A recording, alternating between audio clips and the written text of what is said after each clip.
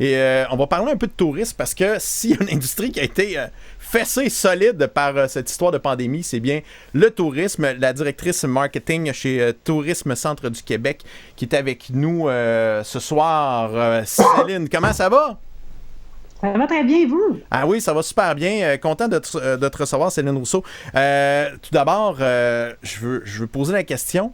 Comment que ça a été dans les bureaux là, de Tourisme Centre du Québec au mois de mars, là, au début, là, quand ça commençait à popper?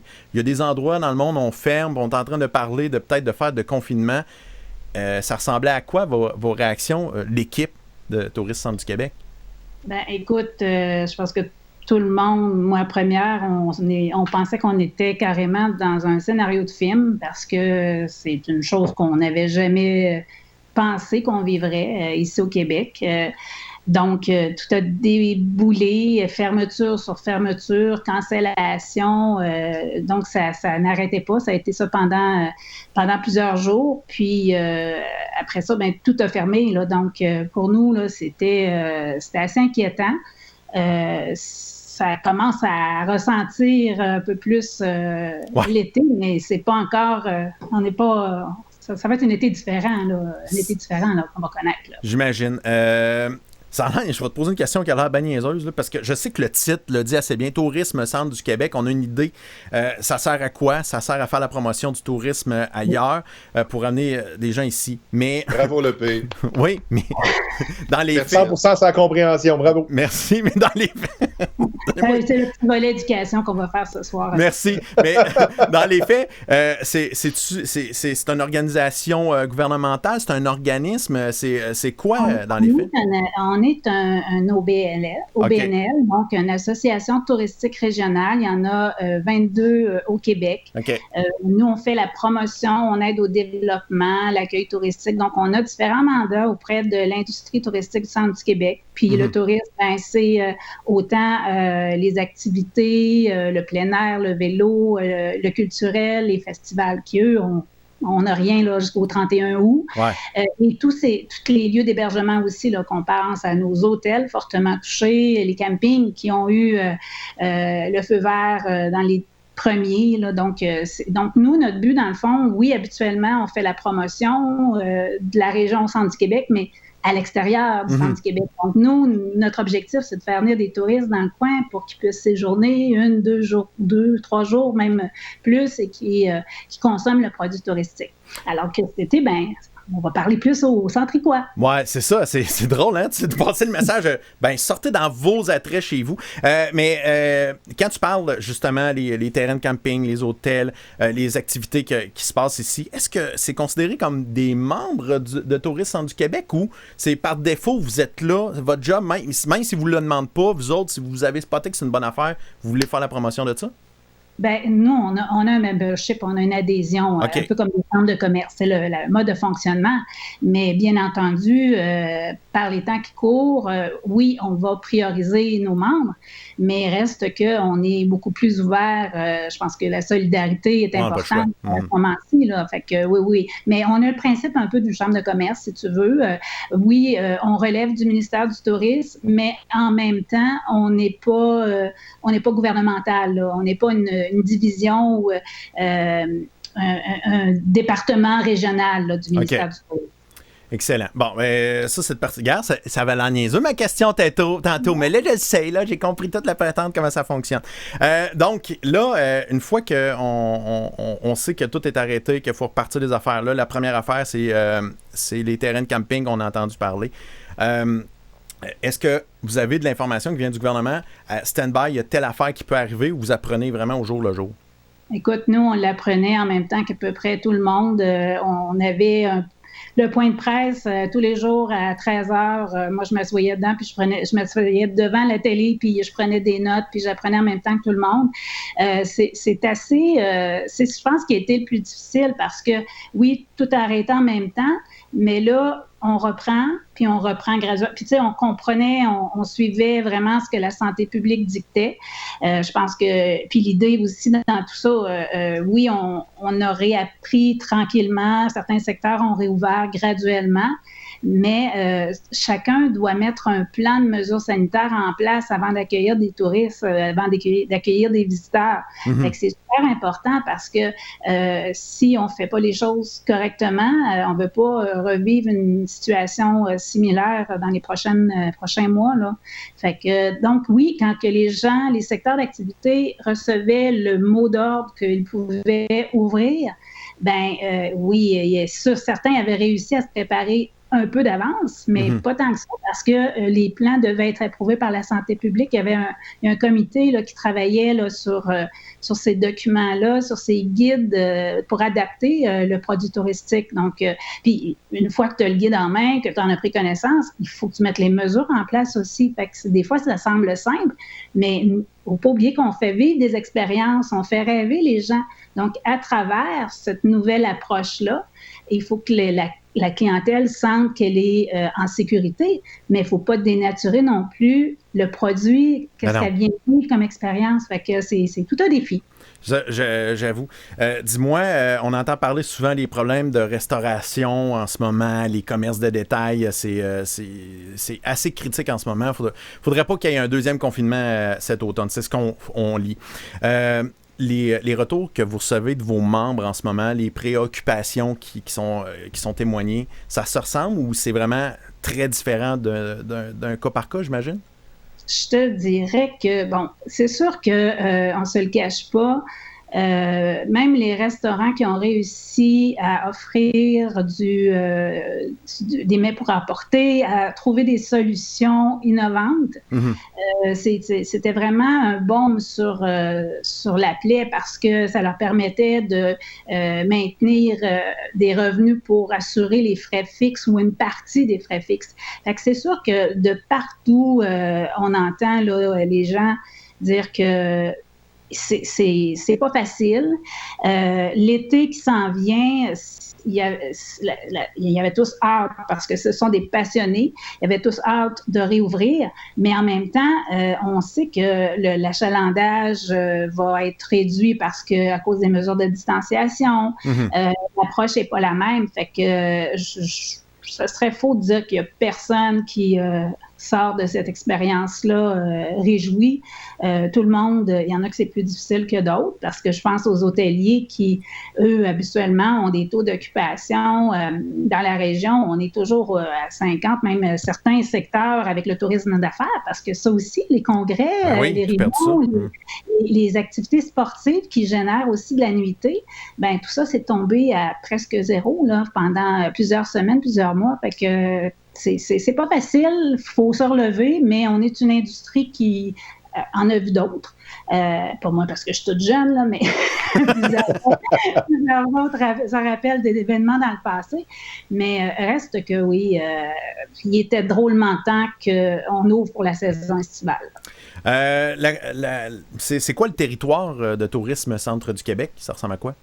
C'est la même région administrative Centre du Québec. Donc, on parle des MRC d'Arthabasca, Érable, Drummondville, Nicolet-Bécancour. Donc, on part du fleuve jusqu'au contrefort des Appalaches. Fait que ça fait un beau terrain de jeu pour les gens. Puis, même à l'intérieur de la région, on n'a pas tendance à visiter l'ensemble de l'œuvre. Fait que c'est une belle occasion cet été.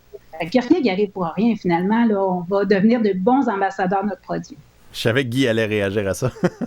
Bon, j'entends Nicolet-Bécancour, j'entends Victoriaville et sa région. Est-ce que ce sont deux solitudes? Non. Non, ce sont des... j'essaie de voir, de comprendre. Non, pas des solitudes. Ce sont des produits qui sont différents. Puis, à certains points, ce sont des produits aussi qui peuvent se complémenter, qui peut être complémentaire. Je pense, entre autres, on a des super de beaux circuits vélo et moto. Puis, le fait d'avoir un contraste, le contrefort des Appalaches plus dans le secteur Victoriaville, Érable aussi, versus les plaines du Saint-Laurent, ben ça amène des perspectives différentes. Fait que ça nous permet aussi de toucher à des clientèles différentes parce que aller faire contrefort des Appalaches en vélo, ça prend du mollet. Alors que parfois, les gens préfèrent beaucoup plus aller du côté des plaines. Puis, on a des paysages puis des routes au centre du Québec, c'est incroyable. Là. Même partir en voiture tranquillement, s'arrêter sur le bord du fleuve ou bien du bord du lac William, il y a vraiment, vraiment des belles choses à voir. Là. Il n'y a pas besoin de s'évader très loin non plus.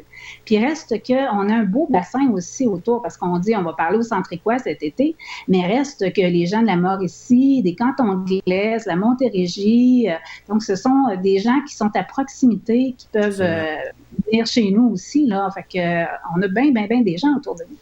Céline, si je posais la question, c'est que dans chaque région, il y a des sous-régions. Je pense au Saguenay-Lac-Saint-Jean, Jackie Pop a bien connu. Quand il y a la frontière à Saint-Bruno. Exactement, à la marche Saint-Bruno. Quand tu arrives du Lac-Saint-Jean puis tu t'en vas au Saguenay, tu te le fais dire assez vite. Ici, au centre du Québec, il y a une différence, selon moi, entre Drummondville, Nicolet-Bécancour et Victoriaville. Je fais juste aller à la brasserie, là. Tu vois, j'essaye de le dire, là. J'aimerais ça leur faire de la publicité, mais le long du fleuve, on est directement en face de l'amphithéâtre Cogeco, mais sur la rive sud. Alors, au quai, le petit quai? Oui, le quai des Brasseurs. Le quai des Brasseurs. C'est exact. Belle place à arrêter en moto. Bon. Très belle place. L'autre jour, je suis allé justement... Je suis allé à 4 roues parce que je suis capable de m'en payer 4, le P. Bravo. Je suis allé en automobile. Non, mais lui, il y en a juste 3. Puis pas de toi, là. Fait que là, on arrive au quai des Brasseurs, moi et ma solitude. Écoute, je me suis fait des amis là-bas et des gens qui ont compris, puis ça, c'était bien avant la COVID, là, qui pouvaient découvrir leur région. C'était des gens de proximité. Alors moi, j'arrivais de très, très loin. Quand je leur ai dit Saint-Fortuna, ils ont fait « Pardon, peux-tu répéter? Ça s'écrit comment avec un trait d'union? » J'arrivais de très loin pour eux. C'est pour ça que je te dis, les deux solitudes. Puis quand on reçoit Saint-Fortuna du monde de Nicolet, la même affaire, on a plein de questions à leur poser. Avez-vous encore l'électricité? Puis non, mais sans blague. On pose plein de questions parce que je trouve que c'est deux régions qui se connaissent pas tant que ça.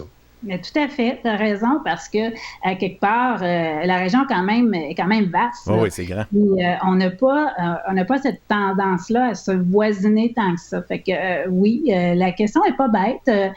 Je pense qu'on a tout à découvrir de nos voisins à proximité. Puis, tu l'as dit, là, le quai des Brasseurs, c'est un endroit superbe. Puis, je t'invite à aller visiter aussi la distillerie du quai qui est juste en face, qui font du gin. Moi qui n'étais pas amateur, je me suis mis à cette... Après quelques verres de gin, on devient... C'est très bon. Mais j'ai une sous-question aussi en rapport avec... une sous-question. Une sous-question. On va rester dans la boisson. Parce que, tu sais, je sais, pour les gens de Victo, des fois, sortir de Victo, aller dans les villages alentours, c'est un peu compliqué. Puis les gens de village de venir à Victo, ça, c'est comme pas un problème. Ça, il n'y a aucun problème, ils sont tous à la grande place. Puis, mais tu sais, c'est fascinant de voir qu'il y a plein de gens qui traversent pas les montagnes, justement, l'autre côté de Victo, puis j'en étais un de ceux-là. Moi, il y a 5-10 ans, à peu près, moi, j'allais pas me promener dans ces villages-là, ou presque, parce que je savais même pas que ça existait, ou, tu sais, je savais pas qu'est-ce qu'il y avait d'intéressant à voir, mais les paysages sont à couper le souffle, honnêtement, et il y a plein d'endroits qu'on peut s'arrêter qui sont vraiment le fun, mais c'est comment on fait pour convaincre ce monde-là qui se disent on est tout ça dans notre ville, on est bien, on n'a pas moins de rien d'autre, puis tout. Tu sais, c'est un défi à tous les jours de convaincre ces gens-là. Il l'avoue, je capote, là, notez la date. Là. Il a avoué que le gars de Victoriaville a de la misère à sortir de Victo.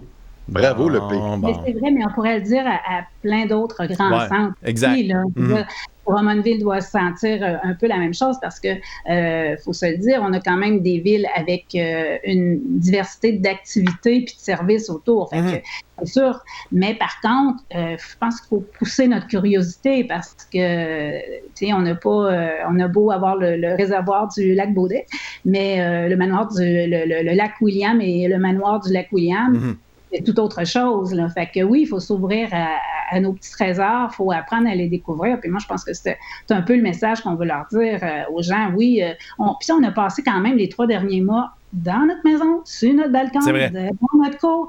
Fait que prenez l'auto, prenez la moto, prenez votre vélo, peu importe le moyen de transport, puis pas besoin de faire 3-4 heures de route, là. On peut partir 45 minutes, 1 heure, puis il y a une destination intéressante, là. Puis juste s'évader dans la nature, je pense que les gens en ont bien besoin. Moi, je voulais prendre la balle au pont. Je voudrais prendre la balle au pont, le P, parce que tu disais que c'est difficile des fois de faire sortir les gens de Victo de la ville pour aller visiter les autres régions. Mais en fait, Céline disait que cette année, ça va être plus les gens de la région qu'il va falloir cibler pour le tourisme plutôt que les gens des autres régions. Moi, je viens de Trois-Rivières, puis tout le monde à Trois-Rivières sait que ça existe, la Cité de l'énergie, mais c'est pour les touristes. J'habite à Québec. Le Château Frontenac, c'est bien beau. Le cyclorama Saint-Anne-de-Beaupré, c'est bien beau. Mais c'est pour les touristes. Comment est-ce qu'on fait pour aller chercher les gens de la région? Est-ce que nul n'est prophète en son pays? Faut-tu parler différemment? Faut-tu aller chercher des cordes sensibles aux gens de la région pour leur dire, regarde, c'est dans ta cour, mais t'es jamais allé. Qu'est-ce que tu dirais d'y aller cette année? Ben, en effet, on peut. Moi, je pense que c'est une approche qui est intéressante. Puis, le contexte actuellement fait que il y a plusieurs personnes qui vont préférer aller moins loin, qui vont préférer être dans une région parce que, bon, malgré quelques cas, faut pas négliger là ce qui est arrivé au centre du Québec, mais reste que on est pas une zone qui a été affectée autant que d'autres, exactement. Donc, ça peut être sécurisant de rester à proximité. Donc, c'est un peu, sans être un message qu'on veut utiliser, mais c'est vrai que nul n'est prophète en son pays et c'est valide pour tout le monde. Moi, je me souviens... il y a très, très longtemps, là. Bon, tantôt, je disais que je n'étais pas si vieille que ça, mais quand même. Puis je m'en confesse, j'ai visité le musée, la Maison Laurier à Ottawa avant de visiter celle à Victoriaville. Céline, comment? Je ne l'ai pas visité encore. Puis je reste plusieurs fois depuis, par exemple. Oh ça. Oui, c'est... Mais hey, Céline, vas-tu me pardonner? Moi, j'habite sur la rue Laurier et je n'ai pas été encore. Ça fait dur. Non, ben vois-tu, tu me promets cet été que tu vas aller faire un tour? Hey, surtout que je pense que pour les gens qui travaillent dans la santé, c'est gratuit. Fait que... oui. Mais on lance une promotion comme ça, oui. Mais Céline, est-ce que parce que là, c'est très... je pense que les gens sont touchés par ça, l'achat local. Oui. Est-ce que ça peut vraiment inciter les gens à aller visiter leurs attraits locaux? Parce qu'ils font, OK, on va aider le monde de notre place, pas juste la bouffe, là. Je parle même le musée et autres activités culturelles qui pourraient avoir lieu à l'extérieur, parce que là, ça commence tranquillement à rouvrir ça aussi. Ça aussi, j'ai l'impression que cette fibre-là, ça peut donner une chance. Ouais. Tant mieux si ça peut inciter les gens à découvrir leurs produits, mais je pense qu'au-delà de l'achat local, de faire des visites de proximité, il y a du beau et du bon chez nous aussi. Là. C'est pas un prix de consolation, puis je ne veux pas reprendre les propos de notre ministre du Tourisme, là, mais c'est un fait qu'on a des choses à proximité qu'on ne prend pas le temps de découvrir. Et je pense que c'est un peu ça aussi. Là, tu sais, les gens ont le loisir de se promener un peu partout. Puis là, les frontières étant fermées aussi, les gens vont visiter beaucoup plus le Québec cet été. Ils ont été longtemps confinés. Donc, puis on a de la parenté un peu partout au Québec qui peut venir nous voir aussi. Là. Fait que moi, je pense que il y a la proximité, la sensibilité au local, mais c'est pas au détriment d'un produit de qualité, là. Au contraire. Parlons un peu de marketing et de stratégie marketing parce que vous en faites beaucoup. Vous allez en dehors de la région, vous allez en dehors même du Québec pour attirer des gens pour venir faire un tour chez nous. Vous parlez à peu près toutes les tranches d'âge possibles. J'imagine qu'il y en a une qui doit être une tranche d'âge qui doit être plus ouverte d'esprit à venir visiter. Moi, je me pose la question, quand c'est le temps de parler de tourisme, mettons à des jeunes, de 18 ans à 29 ans. C'est quel genre de discours qu'on peut avoir? Est-ce qu'ils sont durs à convaincre? C'est quoi les approches pour avoir leur intérêt? Bien, c'est sûr que pour la région, nous, c'est une clientèle qu'on travaille plus pour le futur, mais reste que tout le produit plein air, que ce soit du vélo de montagne, que ce soit de la randonnée pédestre, tout ce qui est le volet gourmand aussi, parce qu'on a parlé, on a la Grange Pardue, puis c'est pas fait une erreur, c'est vraiment comme ça, du côté d'Anne-Nord. Donc, on a des produits gourmands, la balade qui va revenir cet automne, mais il y a différents producteurs qui ouvrent le porte à longueur d'été aussi et d'automne. Fait que tout ce volet-là peut être intéressant. Il y a des expériences de camping aussi. Le parc de la Rivière-Gentilly, du côté de Sainte-Marie-d'Enford, qui est un site fantastique. On peut soit y aller avec notre équipement ou louer des chalets également. Donc, il y a des beaux sentiers pédestres, des sentiers de vélo. Il y a plus de gens qu'on pense aussi que ça donne à la pêche. Puis on a un beau circuit avec Rivière-Nicolet, avec le parc des Grandes Coulées du côté de Plessisville. Fait que c'est des endroits à découvrir. Puis même les gens chez nous, ils les connaissent pas suffisamment. Fait que je dirais pour ces clientèles-là, puis on parle d'activités extérieures parce que c'est celles qui sont depuis un peu plus longtemps accessibles depuis le début du déconfinement. Mais les activités intérieures, là, on a des centres de divertissement, Laser Force à Drummondville, l'Escarpé qui est de la grimpe. Donc, les gens peuvent se défouler un peu dans ces différentes activités de jeu. Donc, ça peut être aussi quelque chose qui va aller chercher les plus jeunes en groupe. On se retrouve quelques-uns. Encore là, c'est ça, tout est fait dans des mesures sanitaires inattendues, là, mais les équipements sont désinfectés après chaque usage, fait que ça, il y a un grand souci de fait. Mais c'est ça, pour la clientèle de plus jeunes, puis on compte pas le nombre de terrasses aussi, pour donner rendez-vous un peu partout. Comme on parlait tantôt du côté de Bécancour, sur le bord du fleuve, mais dans nos centres-villes, Drummondville est pourvu aussi de différents endroits, là, restaurants, l'établi, entre autres, que je pense. Oui, c'est de la place. Effectivement. Oui, exactement. Puis sans compter qu'on peut aussi revendiquer notre poutine. Fait que là, on peut s'amuser à longueur d'été pour aller se promener, puis les essayer, puis se faire un répertoire, puis laquelle est la meilleure. Mais là, c'est ça, là, tourisme là, de votre région, là, ça se prononce pour Victo ou pour Drummond? Voyons. Moi, je veux pas partir de guerre, mais à un moment donné, vous êtes comme la directrice de marketing des deux villes. Là. Vous êtes très, très chaud, ça, là, mais la ville du centre du Québec. C'est correct. On ne sait pas dans quelle ville exactement, à quel moment, mais c'est la meilleure est au centre du Québec. C'est ça qu'il faut dire. C'est ça qu'il faut dire. Avec le fromage le plus frais, il n'y en a pas aucune autre sur la planète. Comptez sur moi pour sacrer le feu à la conversation. mais sérieusement, si tu veux avoir un débat politique, là, parle de poutine. Ici, là, à Victoriaville ou à Drummondville, j'ai habité les deux endroits. Évidemment, je suis de la région de Victoriaville. Dès que tu parles de poutine, c'est terminé. Les oreilles se ferment. Soit que tu es convaincu que ça vient du roi Giuseppe, soit que tu es convaincu que ça vient du lutin qui rit.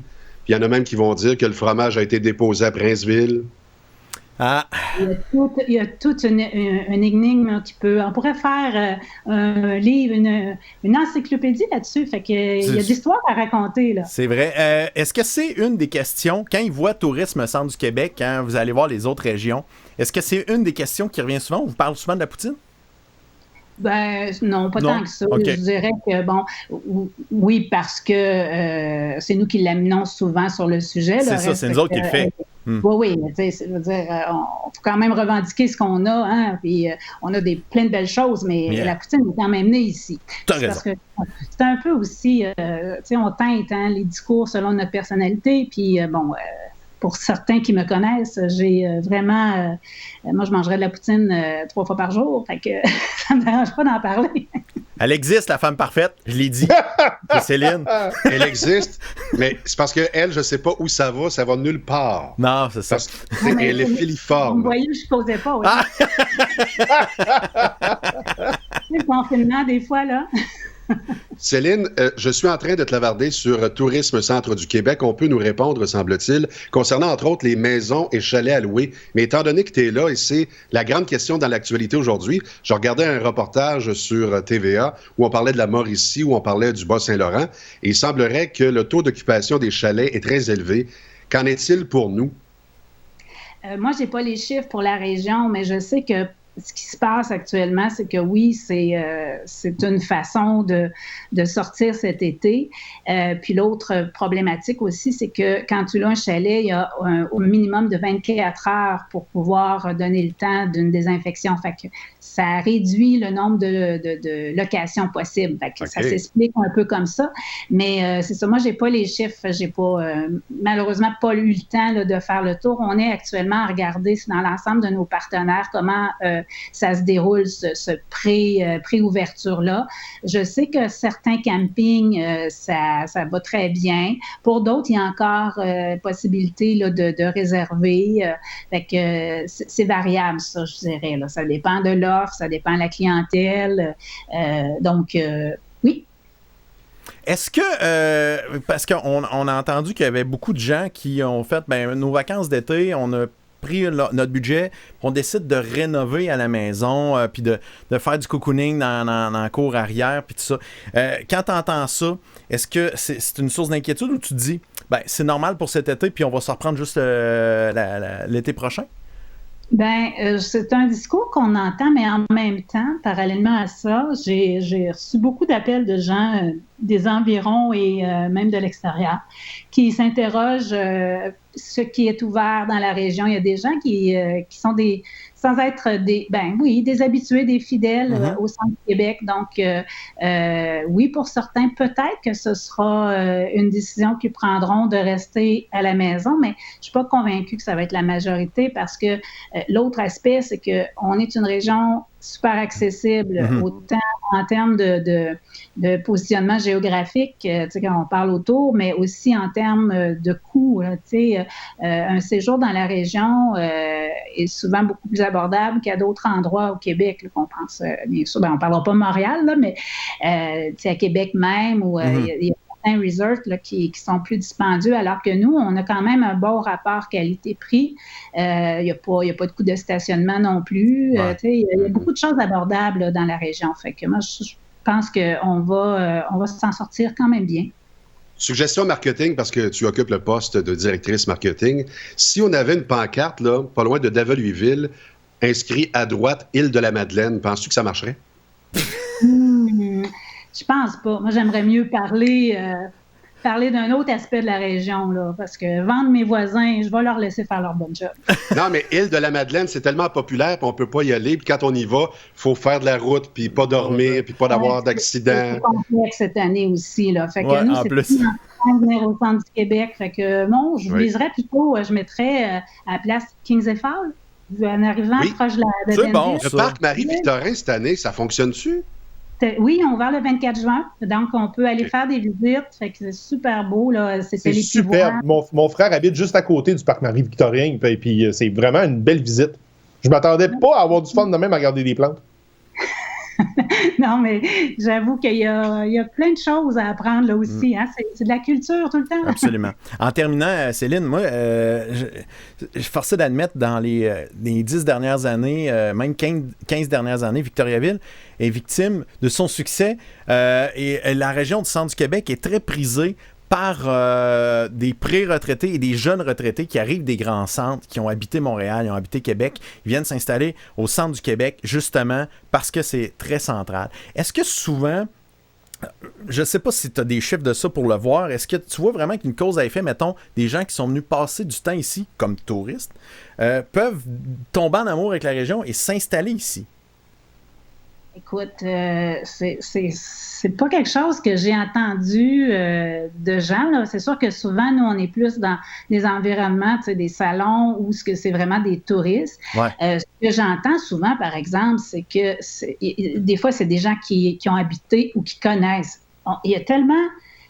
À entendre les gens, là, je pense on est connu de tout le monde. Les habitants, les Centricois sont connus de partout au Québec parce que à toutes les fois qu'on parle à quelqu'un, ah oui, j'ai telle famille, ma famille est là, fait que ou bien il nous positionne mal, ou bien on est très on génère beaucoup de familles et d'enfants. C'est très bon. Hey, merci beaucoup, Céline, d'avoir pris quelques instants. On souhaite que le meilleur pour tes membres, pour l'Organisation de tourisme Centre du Québec et toutes les autres régions du Québec. On veut que tout le monde soit heureux et qu'il s'en sorte bien dans cette histoire-là. Mais c'est sûr que cette année, pour les gens de la région du Centre du Québec, visite donc ton coin de pays, on va en profiter. T'as pas loin de partir 5 jours, c'est ça qui est le fun. Tu peux partir une journée ou deux, puis tu reviens, ça dépayse, puis t'es pas trop loin, c'est vraiment cool. Il y a plein d'activités. Et tu peux même coucher à la maison des fois, aller visiter juste le village québécois d'antan, puis revenir. Exactement.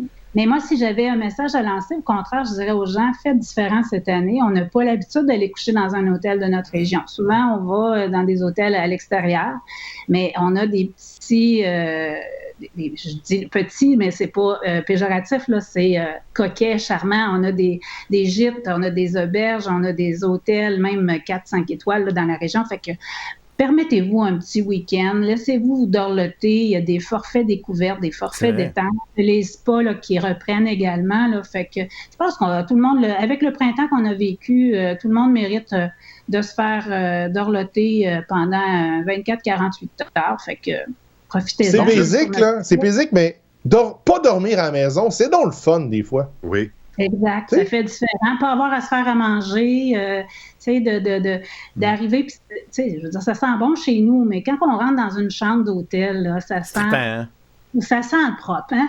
C'est ça.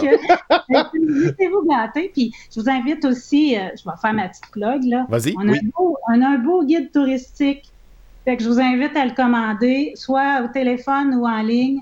Il y a plein d'informations là-dedans pour vous aider à planifier de belles vacances chez nous au Centre du Québec. Il y a un site web, hein, je pense, c'est ça? C'est assez facile à trouver? tourismecentre-du-québec.com. Ben voyons donc, là je suis mêlé. Compliqué. Oui, puis nos plateformes médias sociaux également. Fait que suivez-nous, on met l'actualité là-dessus. Excellent. Hey, merci beaucoup, Céline. C'est vraiment très apprécié d'avoir pris ce temps-là avec nous. Puis on s'en parle bientôt, j'espère. Excellent. Fait que bon été tout le monde, puis profitez-en. Merci. Au revoir, Mme Rousseau. Parle, change avec le PC copain. Gros bébé, la la la la, gros bébé, la la la, gros bébé.